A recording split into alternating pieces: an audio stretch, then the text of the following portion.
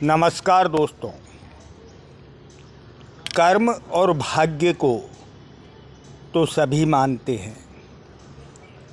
जब भाग्य प्रबल हो तो कर्म दुर्बल हो फिर भी सफलता मिलती है, और जब भाग्य दुर्बल हो और कर्म प्रबल हो तब भी हमें सफलता मिलती है। लेकिन कई बार ऐसी परिस्थितियां बन जाती हैं कि हमारा भाग्य भी दुर्बल है और कर्म भी दुर्बल है, तो ऐसे में हमें कड़ी मेहनत करते हुए भी सफलता प्राप्त नहीं हो सकती। ऐसे में स्वाभाविक है हम अध्यात्म की ओर आगे बढ़ते हैं।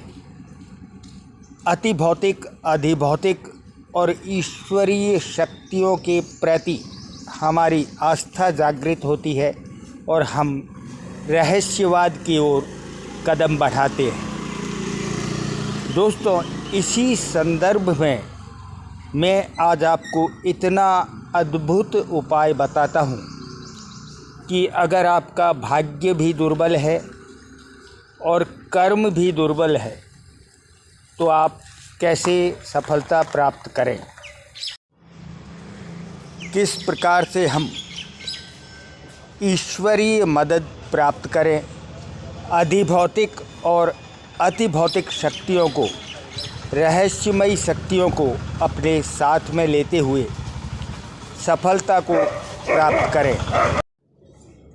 तो दोस्तों, आइए आज हम जानते हैं कि एक बेहद सरल उपाय से हम अंतरिक्ष में विचरण करने वाली ईश्वरीय शक्तियों की मदद, अधिभौतिक अतिभौतिक शक्तियों की मदद, रहस्यमयी शक्तियों की मदद लेते हुए एक इतना अद्भुत पॉजिटिव ऑरा अपने आप में क्रिएट करें कि हमें सफलता मिले, उन्नति मिले, धन संपत्ति मिले और जहाँ भी हम कार्य करें सफलता मिले, प्रगति मिले। इसके लिए दोस्तों आपको ये करना है, सिर्फ इतना ही करना है कि आप एक ही गमले में तुलसी और केसर का पौधा उगाएं। तुलसी का पौधा हमें इतनी ज़बरदस्त पॉजिटिव एनर्जी देता है कि ये हमारे घर की समस्त नकारात्मक एनर्जी को दूर करते हुए अतिभौतिक, अधिभौतिक और रहस्यमयी शक्तियों को आकर्षित करती है, हमारी सहायता के लिए प्रेरित करती है। और केसर का पौधा हमारे बृहस्पति ग्रह को सकारात्मक करते हुए, जागृत करते हुए धन संपत्ति और समस्त भौतिक सुख सुविधाओं को भोगने के लिए वातावरण क्रिएट करता है। और रहस्यमयी, अधिभौतिक, अतिभौतिक, ईश्वरीय शक्तियाँ हमारी मदद करने के लिए तैयार हो जाती हैं। ऐसे में हमें अनायास ही सफलता प्राप्त होती है, धन संपत्ति प्राप्त होती है और हमारे कार्यक्षेत्र में, व्यापार वाणिज्य में प्रगति और उन्नति होती है। धन्यवाद।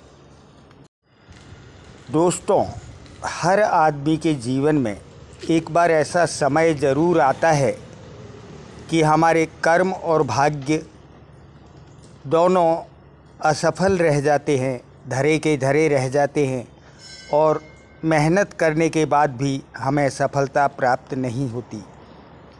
ऐसे में अगर हम ईश्वरीय शक्तियों, रहस्यमयी शक्तियों, अतिभौतिक और अधिभौतिक शक्तियों की ओर आगे बढ़ें तो सुनिश्चित रूप से हमें वह गंतव्य प्राप्त हो जाता है जिसकी हम कल्पना भी नहीं कर सकते, सोच भी नहीं सकते।